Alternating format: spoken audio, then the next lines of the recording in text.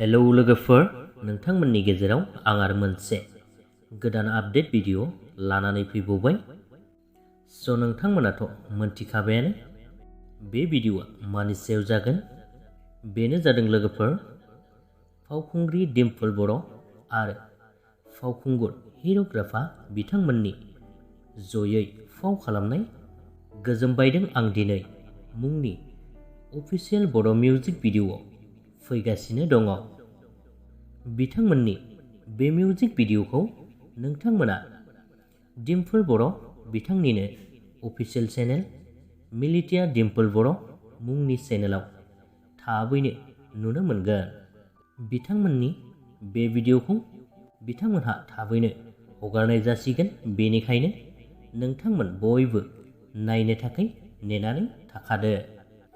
बेजों लोगोसेनो बे मिउजिक भिडिअनि आपडेटआबो बेखिनियानोमोन। भिडिअखौ नायनानै मोजां मोनदोंब्ला लाइक खालामदो, लोगोसे चेनेलखौबो साबस्क्राइब खालामनानै लादो। गोजोन्थों।